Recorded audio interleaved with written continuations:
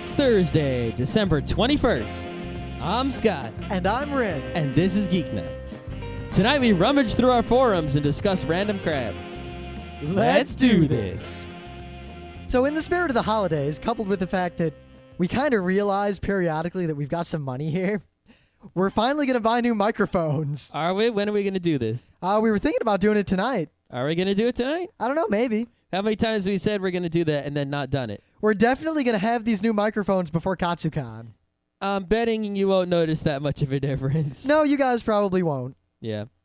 But yeah, we're probably going to get those, SM57s that everyone else gets? Yeah, it is the microphone of bass drums and presidents. Not bass drums, but other drums. Bass drums get those big, those weird Well, actually, microphones. a lot of people, you can do something cool where you take what is effectively a subwoofer and use it as a microphone and stick it in front of a bass drum.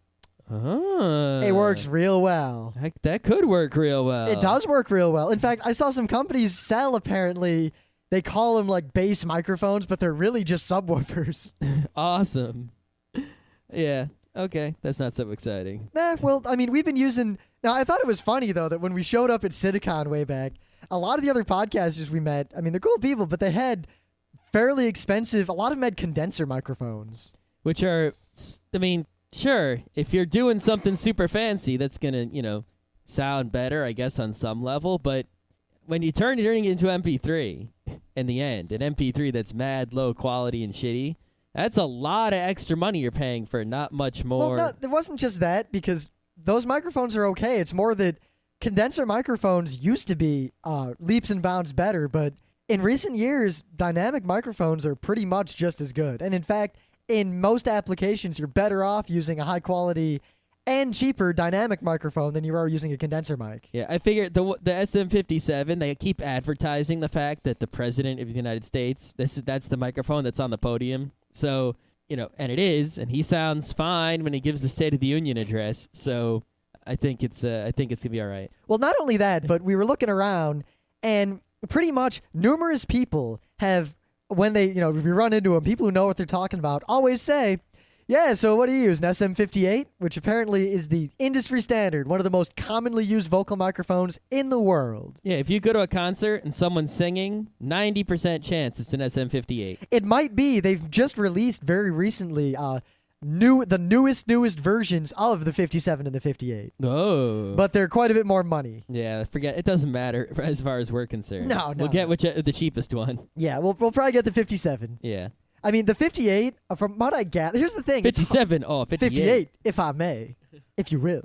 From what we can gather, laid that very night. The difference between the two, and remember, this is subjective because no one really could give me a straight answer, is that the 57 is better for people talking and situations where you're not going to, throw the thing at a brick wall and then run it over with a car. And drums.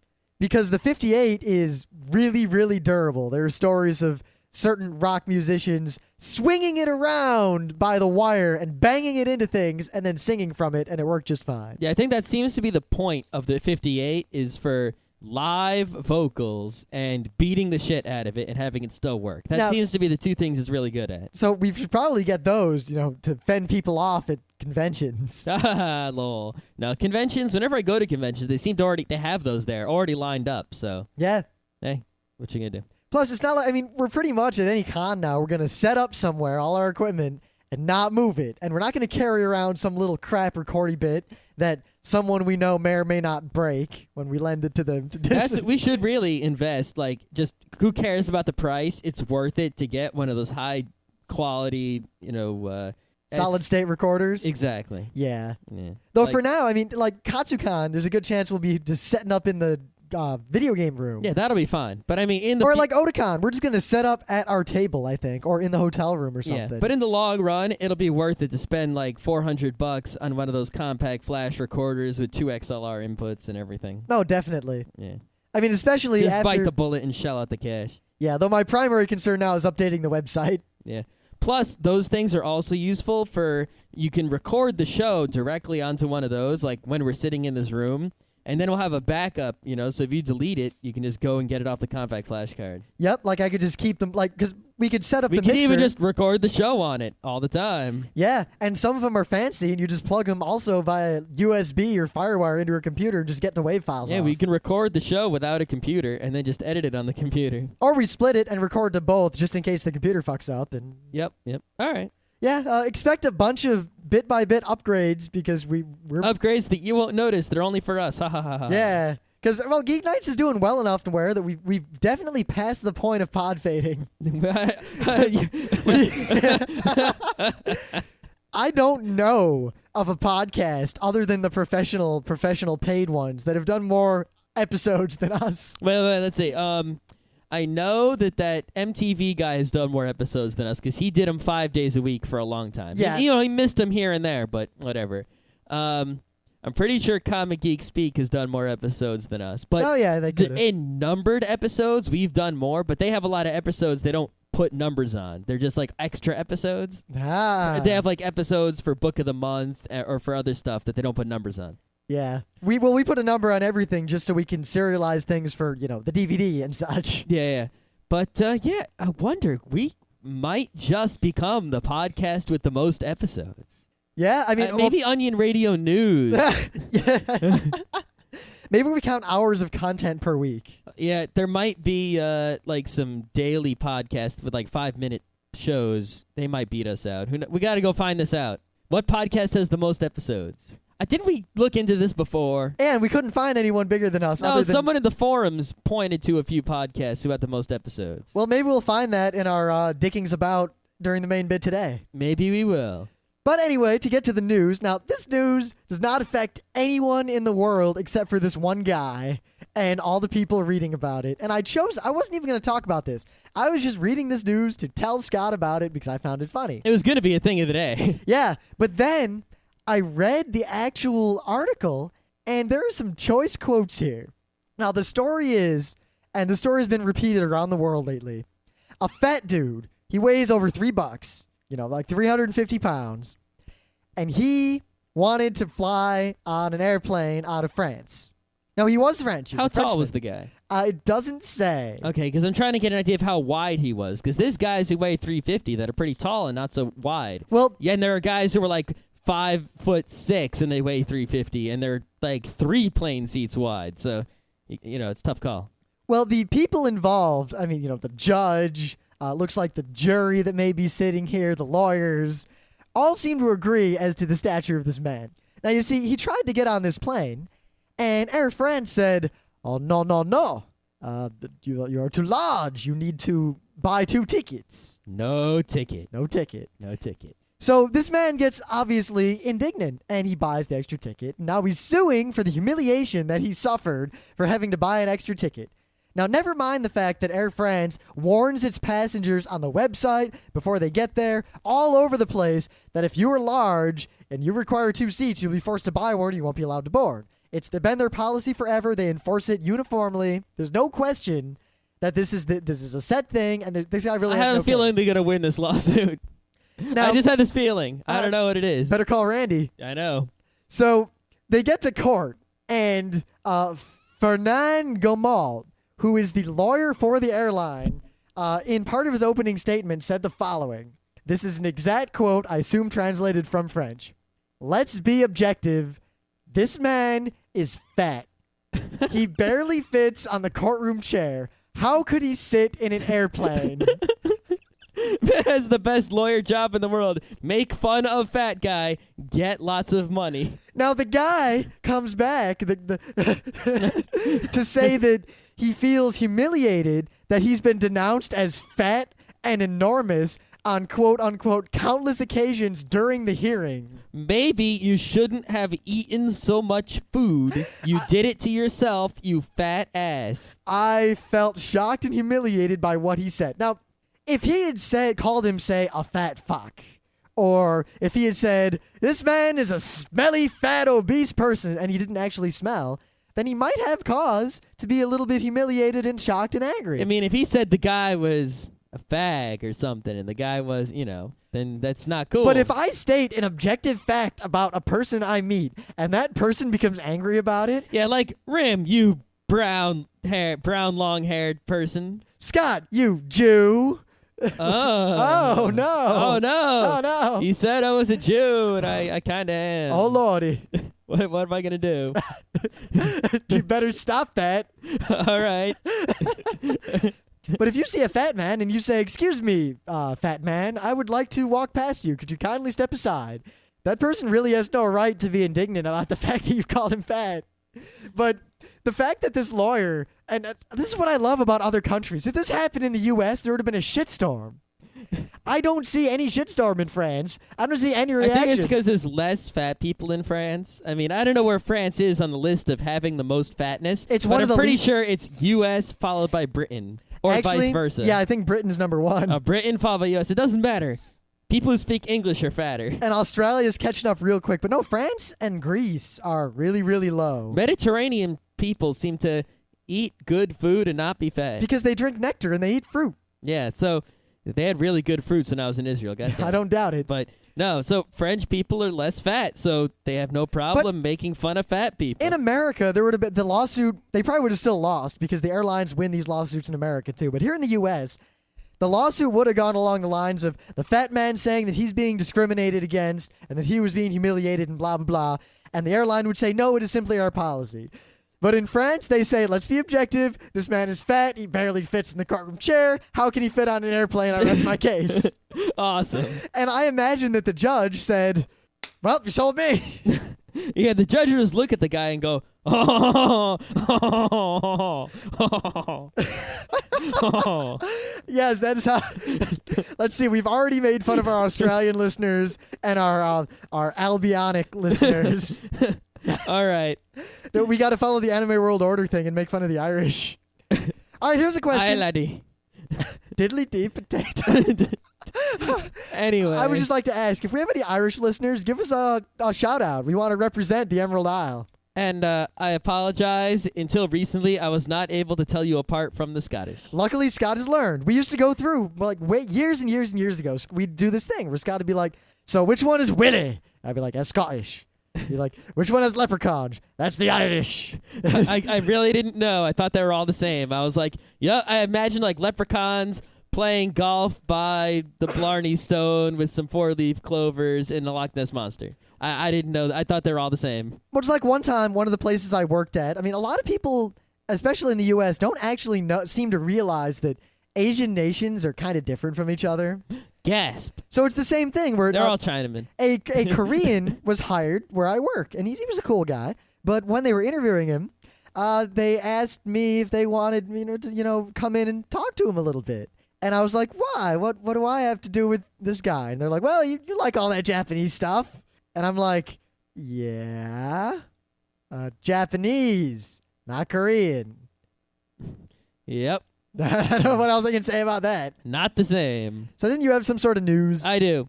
There was a big rumor going around the internet, like, OMG, on Christmas, Nintendo's going to give people free virtual console games. Is that rumor true? No.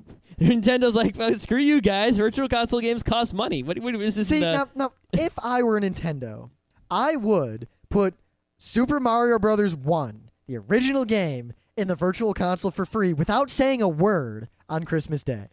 I think that was part of the rumor. No, I mean, that's what I would do if I were in charge of that division of Nintendo. Because that wouldn't even preclude selling Mario 1 in the future. You give it away for free, and then later you sell the Super Mario pack. Or you sell Super Mario 1 Plus. Well, apparently Nintendo's not doing any of that. All the virtual console games cost money. But, however, here is the list of what is going to be available on the virtual console Christmas morning. Super Mario Brothers 1 for 500 points. That's almost worth it. That's such a good game. Yeah, I know, but I already have the game for Game Boy Color. Yeah. I have the game on numerous things. Which is probably the best version of it, too. Street Fighter 2 The World Warrior, I assume is just going to be like a very good version of Street Fighter 2 for 800 points. I'm not familiar with that version of Street Fighter 2. It's probably going to be a lot like Street Fighter 2 Turbo because it's a Super NES game, but... If that's the case, I wouldn't be that averse to it. Yeah. Super Castlevania, which Ooh. I must say that if you're looking for the old school Castlevania, not the new school Symphony of the Night Game Boy DS style where you get items and stuff, but the old school style where it's mostly whipping and platforming, this is the best one as a game. I don't know. It introduced the dangly whip. It did. The dangly whip. The dangly whip, which has survived to this day in the newest Castlevania for the DS. In old Castlevanias, if you whipped, you basically, the whip came out and the whip went away, and that was it. This is the first Castlevania where you could hold the whip out and just kind of jiggle it and swing it around and not stop swinging it around. You could swing it in a circle. You could kind of shake it back and forth. You could just kind of lower it over the edge of a rock and just kind of put it on the skeleton's head below you and jiggle it back and forth, and the skeleton would slowly die. Granted, it's got nothing on Castlevania 2, where one of the items you could get if you did some crazy stuff was a giant diamond that you could throw, and it would just bounce all around the screen, killing everything. But Super Castlevania is excellent. Toe Jam and Earl. Do you remember this? I remember Toe Jam and Earl. Toe Jam and Earl for the Sega Genesis is going to be out. And R-Type for the TurboGrafx 16, which is perhaps... Ooh. That is the... I already have R-Type for the Game Boy Color also. And R-Type 2. But R-Type for the TurboGrafx 16 I is had pretty R-Type much... for the SNES. It's exactly the same. It's R-Type 1, not R-Type 3 or whatever it was. R-Type 1 for the TurboGrafx 16 was pretty much the best incarnation of R-Type ever, and that is a classic shooter. So basically on Christmas Day, they're bringing out the big guns. Not the biggest guns, but pretty big ones. Then on New Year's Day, they're going to shaft us. They're going to give us baseball and Urban Champion. As much as I like to talk about Urban Champions, it wasn't a good game. No, Urban Champion is not a good game. I mean, it's a nostalgic game. It has that kind of value. But to play it, maybe 5 minutes of entertainment. Yeah, there aren't many games that old that hold any sort of non-nostalgic value. Yeah, and baseball... in its day was excellent, but as soon as games like Bases Loaded existed... Or Baseball Simulator. That had actual fielding that wasn't crap, baseball was useless. I mean, it also has some fun nostalgia to it, but I don't know. Of the early sports games, other than that one football game and ice hockey... 10-yard fight? 10-yard fight and ice hockey. None of them really have much longevity. Well, the tennis game could have been good, but the controls are just so shitty. Well, yeah, but I mean, plus then Mario Tennis for the N64 came out, thereby defining, in my mind, the genre of tennis. Have you ever played Virtua Tennis? Actually, yes, I have. It's a really damn good game. Virtua Tennis is the real tennis game. Yeah, but I prefer Mario Tennis. I also prefer Mario Tennis, but Virtua Tennis. Of course, I always will have the special place in my heart for ice hockey, namely because earlier today, I beat Scott 19-7. Well, you figured out something, because a few days ago we were pretty much even, and then suddenly you learned something new. What happened was we got ice hockey at the Virtual Console. We played it twice when just the two of us were in the house, and both times Scott won by 1 point. Mm-hmm. Then Alex came over, who did not play ice hockey for the previous decade and a half of his life. So I jokingly, while I went to get my laundry, said, "Hey, why don't you two play ice hockey?" By the time I got back from picking up my laundry, it was halfway through the first period, and Scott was already up by like 12 or 13-0. It was a lot. I basically got the puck score. So I sit down, I just pick up Alex's guy, and I'm like, "All right, Alex, I'll show you how to do it." And I proceed to thwomp Scott into the ground. From that moment forward, I won every game by at least a couple goals, if not a fiery hellstorm. Yeah, I think you figured something out that's not good, and I gotta figure out... I'll make a comeback soon enough. Well, considering that during today's game, you discovered when I told you that while you're doing the face-off, you can use the D-pad to tell which guy to pass the puck to. I didn't know that. I had always just kind of pushed A and hoped to win the face-off, and sometimes, the puck went, and sometimes didn't go. So I thought it was just sort of a random thing. But Yeah. Alrighty then.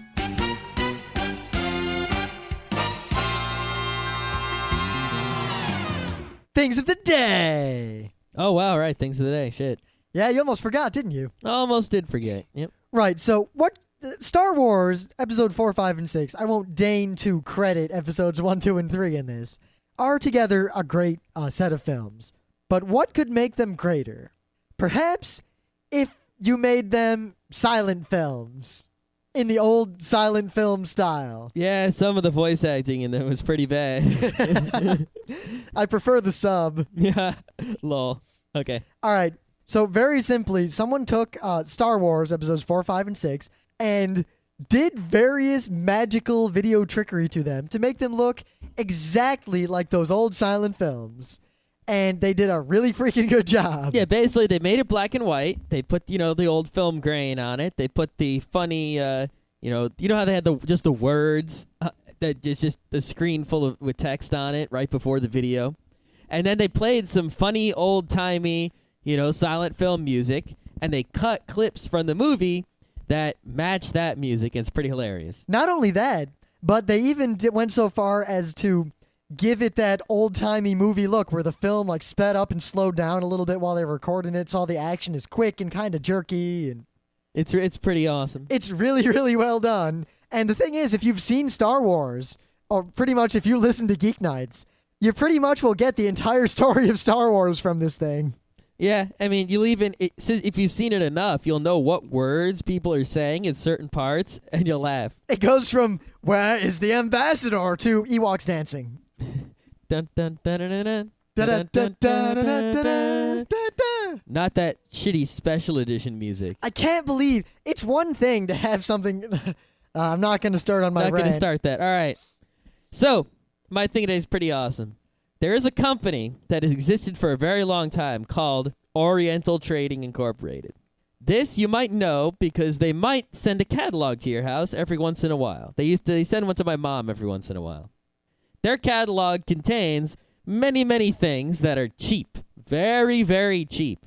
You ever go to an arcade and there'll be all those prizes that are like 1 ticket or 5 tickets, like a plastic frog or a bouncy ball or shit like that. Oriental Trading Company sells that shit in bulk. Like for $5, they'll sell you like a sack of Super Balls. Huh. Yeah, they sell a lot of random, cheap, little kids goodie bag shit. I think we've figured out our swag. Lol. Okay, so one thing they were selling was a piñata. Why not sell a piñata? All right. I mean, nothing burns like an effigy, and piñatas are one of my favorite things in the world. Right. This piñata was filled with, the cheap crap that they like to sell. However, this piñata was a piñata shaped like a Humvee with little pictures of U.S. soldiers. So you... Oh. Yeah. Oh. Not so tasteful, but manufactured in the Orient. Somewhere where people didn't like U.S. soldiers, I guess. Or maybe they didn't even think of that. I guess someone made a cheap piñata and they just put it in their little catalog. But the product is no longer available. You can no longer purchase the Army Vehicle Piñata for $16 from Oriental Trading. I'm kind of disappointed. It's kind of like when Walmart was selling those neo-Nazi things, and everyone went out to buy them as a joke. But you can still get assorted color plastic frogs for $8. How many do you get for $8? 144. 144 frogs for $8. Mm-hmm. That's a pretty damn good deal. Yeah. I mean, it's not as good as 100 tacos for $100, but it's right up there. Yeah, if you want useless pieces of plastic, Oriental Trading is where it's at. And if you want U.S. soldiers in a Humvee piñatas, if you've got one, awesome. You might want to look on eBay. You might want to look on eBay. It could be a collector's item. Okay. All right, so today, as a show, we realized that we haven't been doing a lot of geek backs lately. And I'll tell you this. There were actually 2 geek backs we were going to do this week that were topical and good. Some emails people sent us. Forgot to do them. Going to do them next week. So to hold you over, and also to promote our forums, because the Geeknights forums, the Front Row Crew forums, are pretty freaking rocking. I mean, compared to all the other podcasts we know, Geeknights has one hell of a community behind it. Yeah, let's first say that if you listen to this show, which you must listen to the show because you're hearing what I'm saying, you should know that we have a forum. You go to a website and you can discuss things in threads and such. And our listeners have had some interesting debates over the last 250 or so episodes of Geeknights. There are many fun things being said and heard in our forums, and you can join them by going to frontrowcrew.com/forum. And you apply for membership, then we approve your membership, and then you can post away. And if you weren't aware, our forums are very special compared to the rest of the teeming masses of internet heathens. You see, we only have one moderator now. We're still slowly in the process of getting more moderators. But our wonderful moderator, Mr. Period, his job is not only to moderate the forums, but to, most importantly, correct the spelling and grammar of anyone who posts. If you post in our forums with poor grammar or spelling, it will be corrected in red. If you continue to do so, you will be banned.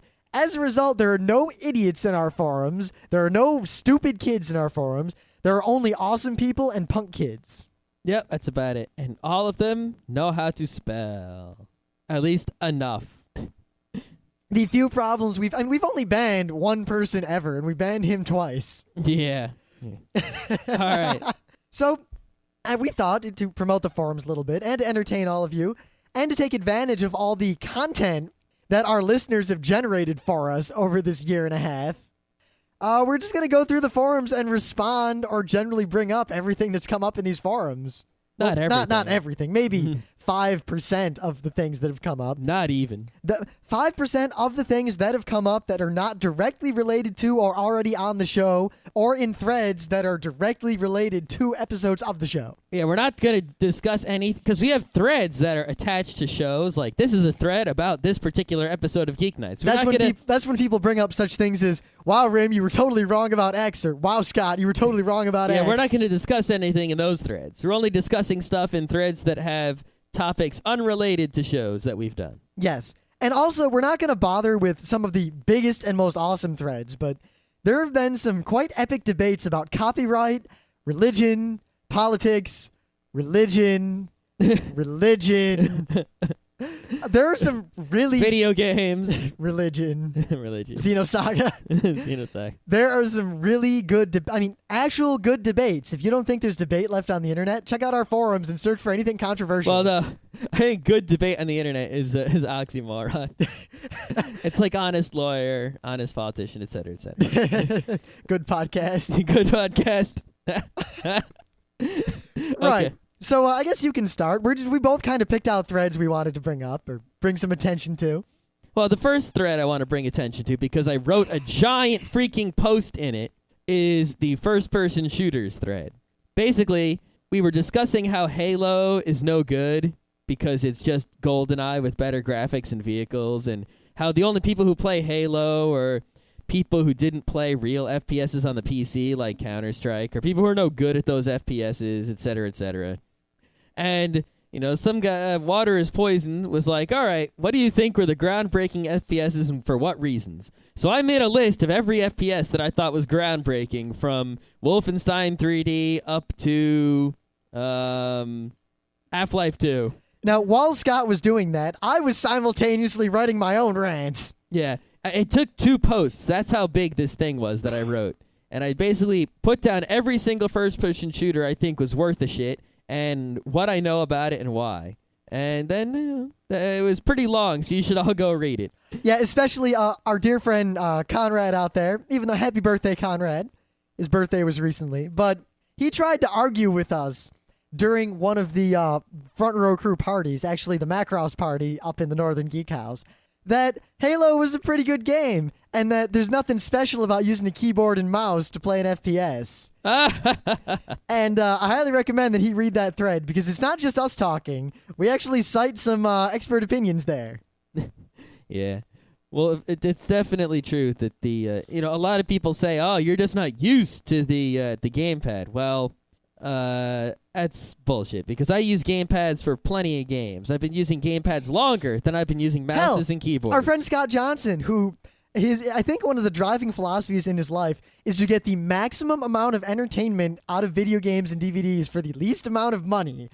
And this man is a legend. No matter what con we go to, no matter how good a deal I think I got on all the box sets I found for like $1 from some homeless guy in the street, he'll always come back at the end of the day with 3 times as many DVDs as any of us for at least half the money. Yeah, I don't know. And he does the same thing with video games. He has like every GameCube game. Yeah. But he plays all those console FPSs, and even he just seems to at least realize that computer FPSs with a keyboard and mouse are infinitely better. Yes. I have never met anyone who argues in favor of the console FPS without a mouse and keyboard with a gamepad who has actually played significant PC FPSs with mice and keyboards. Pretty much, if you played at least half of the list of games that we listed. Doom, Quake 2 and all the mods, Half-Life mods, all those things, then you probably are able to make a judgment. Yeah. And you'll probably say mouse and keyboard on a PC. Yeah. Now, of course, console FPSs do have their benefits in that you're all sitting in the same room and there's that LAN party camaraderie without the trouble of a LAN party. But I have been to LAN parties. And LAN parties, if you think you like FPSs, if you go to an actual LAN party and play FPSs there, it'll blow your goddamn mind.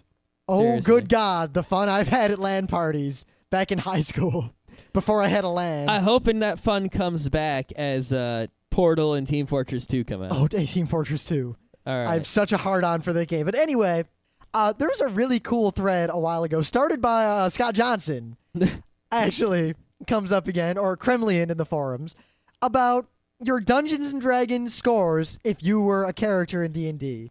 But not in terms of taking one of those stupid quizzes online or anything.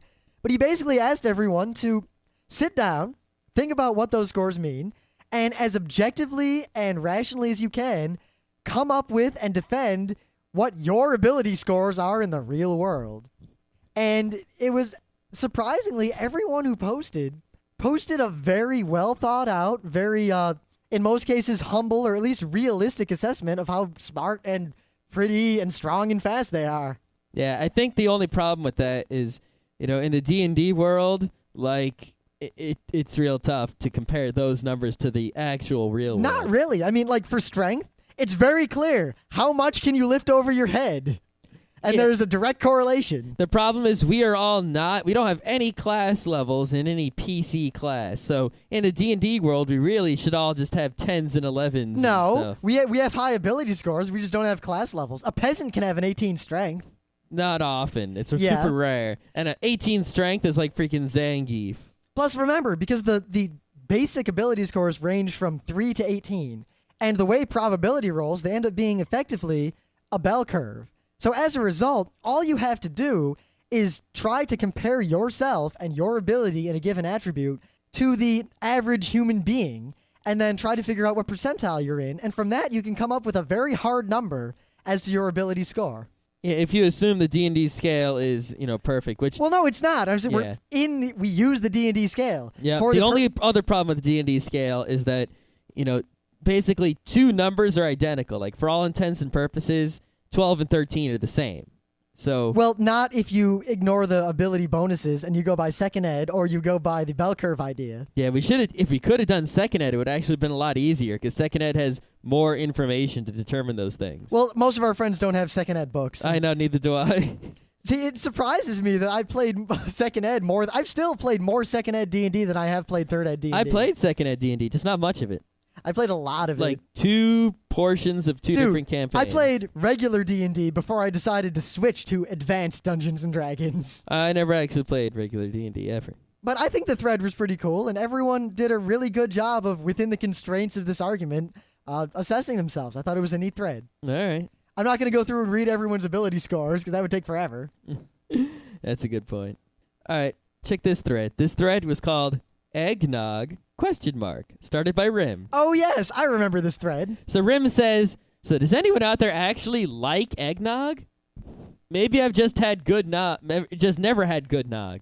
But I find this stuff vile and it's made me queasy every time I've tried it, alcohol or no. Well, personally, I've never had eggnog because I know that's no good. Really? You've never had eggnog? Well, I know it's no good. Why should I even bother? Actually, I'll say this. Knowing your tastes, you can make non-alcoholic eggnog. I think you would like eggnog. Probably not, no. I really think you would. I know what kind of shit you like. You're crazy. You always think you know what shit I like and then you don't know. Well, it's pretty easy. You don't like much shit. What are you talking about? You don't like shit. You complain about that. You can't drink anything carbonated or with fructose corn syrup in it. Is it water, juice, or milk? No, it's not. So I'm not gonna drink it. Eggnog is mostly milk and egg, and you'll eat egg. But it's like raw egg. Yeah. Ew. Raw eggs, great. No, it's terrible. I've eaten raw eggs. When I eat eggs, I want them like as non-liquid as possible. God, when you eat eggs, you eat McDonald's egg. I'm going to enlighten our listeners here as to how. I hate to make fun of Scott. I know you all think that I'm. There's real nothing mean wrong to Scott. with my eggs. Well, you all think I'm mean to Scott, but For anyone who is a member of the front row crew, they can tell you that, in fact, it is the opposite. You suck. I got to bring this up. The way Scott cooks eggs is he takes a bunch of eggs and cracks them into some sort of container. He then whips them, doesn't add water or salt or milk or anything to them. He takes a hot pan, he dumps the egg into the pan, he waits until it's a solid mass, he dumps it out. I put salt on it and then I eat it. Yeah, after you've cooked it. Sometimes if I have some salami, That's how McDonald's makes its I'll put eggs. salami in the egg Ugh. while it's in the pan to make salami and eggs.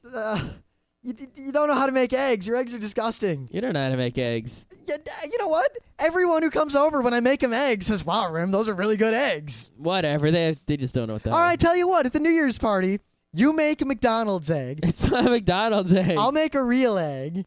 We'll blindfold some people and have them try both, and we'll see what they say. I like my egg. I don't like eggs to be wet. They got to be dry. My eggs aren't wet. Yeah, they are. No, they're not.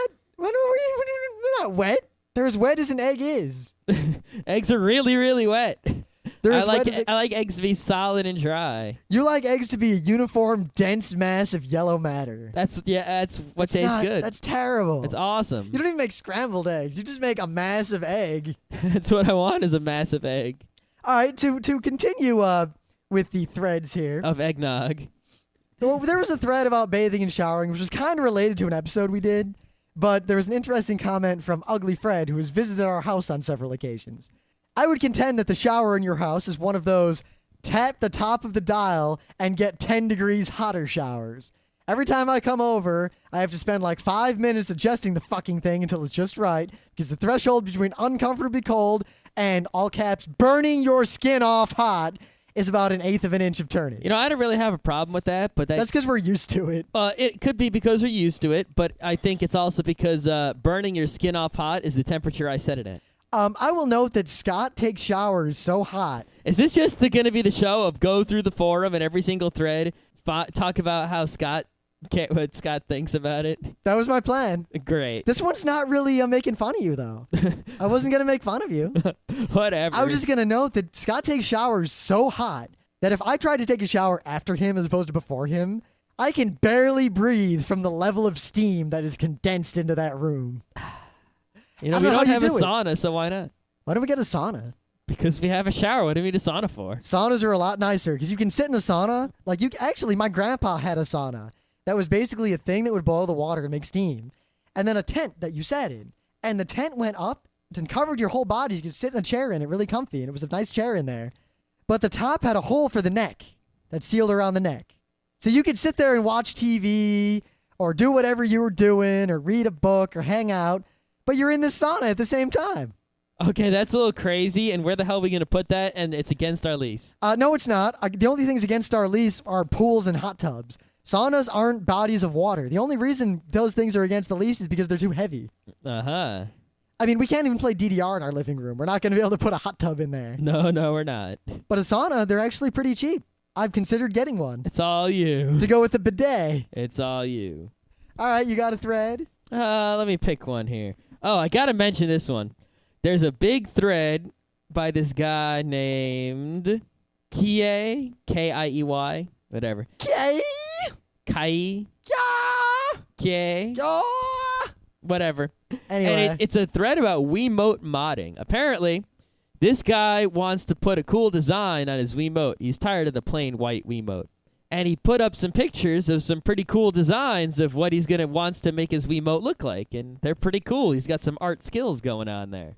And thus, the thread continues to this day with the saga of what he has done to mod his Wiimote. All the different, he's like tried different paints and different screwdrivers. And also, he's going to try some dye, some vinyl dye really soon. And he's going to see what it takes to mod your Wiimote to make it look cool and put designs on it. So if you're interested in doing that or just seeing the results, be they horrible or awesome, you should check this thread out. It's pretty cool. And you get to see the inside of a Wiimote, which you can see on a bunch of other websites, but whatever. So a while ago, we were doing an episode, and I talked about how I left work when I was done with my time. And even though that there was still work to be done, but it was beyond my hours. It was time for me to leave, and I had to go. I had plans, so I left. And someone started a thread. It was Thayed who started it about a work ethic. And he basically makes the point that, let's see, doctor, this one's been difficult. I know he's been open for 8 hours, but it's going to take another 6 hours to save his life. Nurse Rim, I'm not that kind of guy. I'm out of here. And he extrapolates through the whole thing, basically saying that, and a lot of other people seem to go along with him, that, wow, how could you just leave your work when the work's not done? I would fire someone like you. And I would just like to point out that at least it's been my experience and the experience of a lot of the people I have known in my life who Like have me. jobs. Yeah, not just you, but a lot of people. Mm-hmm. And not even just our geek friends, but older people, adults, people who are, 20 or 30 years older than us, that most jobs, if you work the 40 hours a week and you're smart enough to do good work during that time, they're not going to fire you if you refuse to do unpaid overtime. In fact, most companies seem like, in general, they'll just walk all over you, and if you work unpaid overtime, they'll keep giving you unpaid overtime because they know that you won't fight it and you'll do it anyway.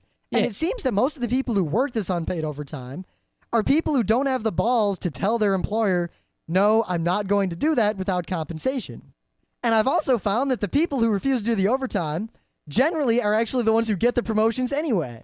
Yeah, because the people who are smart enough and bold enough to not work overtime tend to be the people who have more skills and better things to do with their time than be at work. Or they would finish all the work they were given in 10 hours anyway, and they're only staying the 40 hours to make it look like they're doing some work anyway.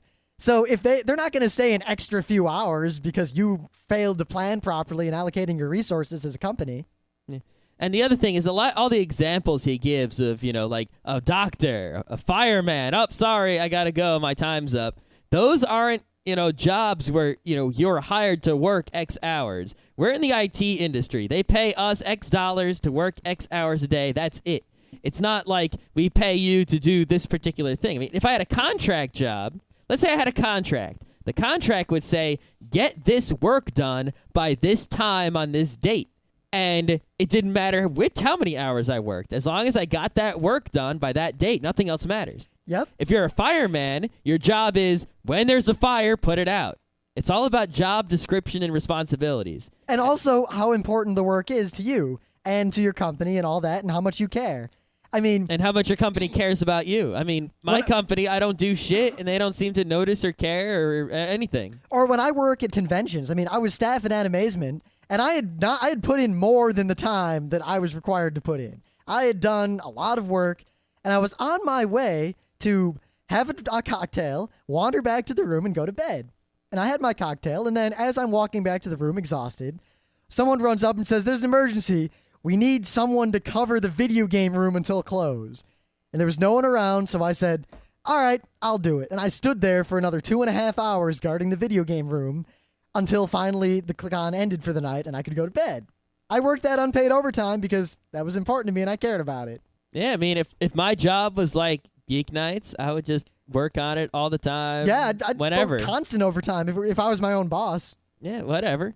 But when I work for a company, they're paying me for 40 hours worth of my time, or however much work either how much work they can get out of me in 40 hours a week, or however much work they expect out of me in 40 hours a week. As long as their expectation is not unreasonable. Well, here's the thing. If you work for a company that actually would fire you for refusing to do unpaid overtime, then you're working for the wrong company. And you could probably easily get a job elsewhere, unless you live in the middle of nowhere where there aren't jobs. Yep. See, we live in downstate New York, where the jobs compete for us and not the other way around.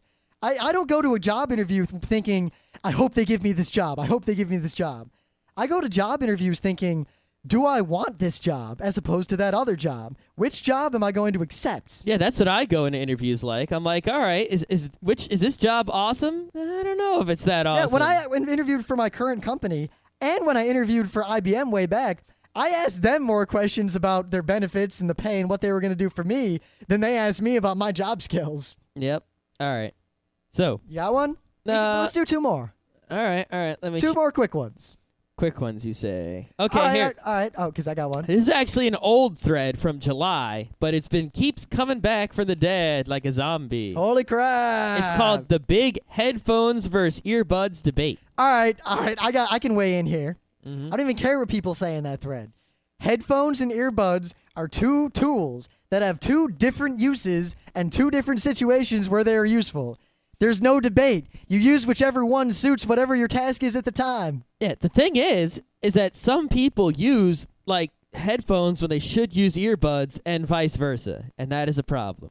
So I think people need to, like, it's like people using hammers instead of screwdrivers and vice versa. I don't know what they're thinking. Well, if all you have is a hammer, everyone looks like Trotsky. Yeah. Technically, that was an ice pick. Here's what it comes down to. Headphones, the big kind that cover your whole ear, are only useful if you're not on the go. I know a lot of people take these things out in the street. Guess what? You look like a doofus. A doofus. Yo. Do not bring headphones, big ones, outside of your house unless you are a DJ or some other such thing. If you know what? If you're a professional DJ, if you derive 51% or more of your income from DJing and DJ-related activities, you are perfectly justified in wearing the biggest headphones you can find as a public accessory. Think of it as like a badge of honor. You can wear them around your neck, like on the subway, but you cannot put them on your ears and listen to anything unless you are currently engaging in the act of DJing. Or I'd say if you are a professional DJ, it's okay to have them on. Maybe. If I saw DJ Jinai in the street and he had headphones on, I wouldn't think, tacky. I'd think, yo, DJ. Whatever. But also, why would you bring them around? They're so big and clumsy. Where the hell are you putting them? Also, headphones are either big and really, really cheap, or big and expensive, but they're actually cheap, or they're big and expensive. If they're big and expensive, don't carry them around because they're also fragile. Good monitor headphones are very expensive. I'm using the same... the really fancy ones, like you have to solder the things together yourself. They come in pieces. I'm using the same monitor headphones that I've had for over a decade. I've repaired them numerous times because I don't feel like spending the crazy amount of money it would take to get another equivalent pair of monitor headphones. Anyway. Yeah. Earbuds, like the classic iPod earbuds, are basically useless, and you should never use them ever. No, because they're actually dangerous for your hearing. Well, see, they're not dangerous for the hearing on their own. They're dangerous for your hearing if you ever use them in situations where there is significant ambient noise. Well, no. They still won't hurt your hearing unless you put the volume up. Yes, Scott, if you're in a situation with significant ambient noise, you have to put the volume up or you can't hear it. That's right. But if you refrain from putting the volume up, even when there is ambient noise, you won't hurt your ears. But usually the level at which it'll harm you is well below the level at which you can hear whatever you're trying to listen to. That's right. So your choices are either hurt your hearing, only use earbuds in very quiet places, or suffer and not be able to hear what's coming out of them in situations where you would normally turn the volume up. Yeah, we won't really go into all the details here, but just read that thread. Yeah. And buy isolation earbuds. Get isolation earbuds. Isolation, insertion, whatnot. You'll know because they make a suction cup in your ear and they keep the sound out. And thus they let you keep the volume low while still being able to hear, and you don't have to carry big-ass headphones around. So we've had a bunch of good debates about spelling and grammar and pronunciation. And one of our listeners, Killarney, often corrects us when we pronounce things incorrectly, or at least in his eyes incorrectly. And I would just like to note that he, a while ago, called me out on pronouncing asbestos the way I do. And over the last 2 months, by listening to various documentaries and news things and watching things, with one exception, everyone I have listened to says it exactly the way I say it, including 2 professional asbestos removers. One of whom is a person who removes it for the military, and one of them is a person who studies the effects of asbestosis and all those diseases associated with asbestos, like lung cancer. All the professionals and all the people in the BBC and all the people in NPR, without exception, say it the way I say it. So, big double deuce. Double deuce. Totally punned. So, yeah, we're all right, and screw whatever that wave file was that you posted. Though we also there had a good argument about people tried to complain that the English language is somehow wasteful by using, redundant letters, and C and K are kind of the same and that sort of thing. And I would like to read a short post that I think defines that argument and defines both Scott and mine opinion on it very succinctly. Mm-hmm. In English, the structure of our words provides a great deal of secondary data that our brains use to more quickly process what we read. The extra letters give us clues as to the origins, meanings, and histories of words. They give otherwise similar words distinct symbol shapes that can be processed as a unit as opposed to the more purely phonetic languages that must be processed sound by sound. They provide redundancy, which allows even garbled messages to be partially understood. The complexity and redundancy of English spelling are some of the language's greatest strengths. Pronunciation is a definite drawback, but the benefits seem to outweigh. Yeah, I do think there are some words that don't follow the rules. Like though. what? I can't think of any right Name now. one. Besides, you've got to admit, it would bother you if people spelled Knigget without the G and the K. Of course, but I'm saying there are just some words that Name a word. I can't think of one right now. All right. I'll get back to you. Yeah, get back with me. We'll do a whole show on it. All right. We'll do a whole show on the English language. All right. Want to keep going? We should probably stop. Okay, let's stop. I'll end it with this one, and I'm just going to read it. I'm not going to follow up on it in any way. But Brian Shrimp posted a while ago on November 18th, I had a dream tonight that I was listening to Geeknights, and they linked us to this photo of a smashed up PS3 when someone had dropped it. At least I think this was a dream. Can anyone laugh or verify?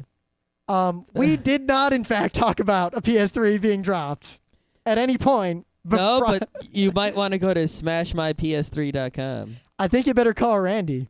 You might. Actually, Kiwibird posted, I was once laying in my bed listening to Geeknights. The funny thing was my earbuds had fallen out and I was imagining the entire thing.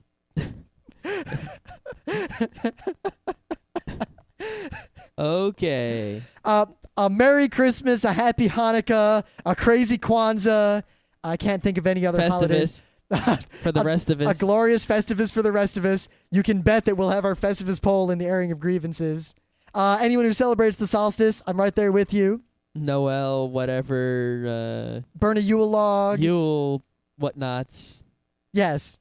Yeah. I'd say Happy New Year, but we got a whole week of shows next week, and we'll probably have a New Year's special. Uh-oh. That's dangerous. Before we end, as I did all week, I don't think anyone listens to the Thursday shows who doesn't listen to at least one other day. So this is probably redundant. I'll be very succinct. If you like Geeknights and you're a member of dig.com, digg.com, please, if you like Geeknights enough, go there and dig us. We are already beating out most of our friend podcasts in most categories that matter, and we would like to keep it that way. We mostly want it for humorous value. Like, ha ha ha, you think you have more listeners than we do? Look at how many digs we have. The fact that we have 5 feeds makes it hilarious, because Anime World Order finally beat us by a couple digs in the anime category, well, the anime search category. However, our main Geeknights feed still beats them by a lot. So it's like Geeknights, Anime yeah, it's World like Order, Anime World Geeknights. Order, which is a whole podcast just about anime, beat out the Wednesday shows of Geeknights by a few digs. They're sandwiched between Geeknights and Geeknights. Yep. And while you're at it, consider this a plug. There is a podcast called Fast Karate for the Gentleman. And it is one of my favorite podcasts. In fact, both us and Anime World Order steal quite a bit of our humor from them on a regular basis. Hey, they just came out with a new episode while we were recording this one. I'm downloading it right now. I'm going to listen to that on my drive It's to called Rochester. Soronary. Ooh. Ooh. So if you like Fast Karate, or if you like Gentlemen, not only should you listen to Fast Karate for the Gentlemen, but while you're digging Geeknights with your massive botnet of shill accounts, I highly recommend that you also do the same for Fast Karate. They currently have 8 digs, and they deserve at least 12 or 13.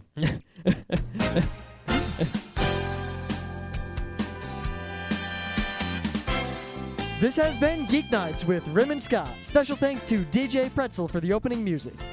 Be sure to visit our website at www.frontrowcrew.com, where you'll find show notes, links, our awesome forum, a link to our Frapper map, and links to all the RSS feeds. We say feeds plural because Geeknights airs 4 nights a week, covering 4 different brands of geekery. Mondays are science and technology. Tuesdays, we have video games, board games, and RPGs. Wednesdays are anime, manga, comic nights. And Thursdays are the catch-alls for various rants and tomfoolery. You can send us feedback by email to geeknights@frontrowcrew.com. Or you can send audio feedback via audio. Just click the link that says Send Me an Audio on the right side of our website. If you like what you hear, you can catch the last 100 episodes in iTunes or in your favorite podcatcher. For the complete archives, visit the website, which has everything.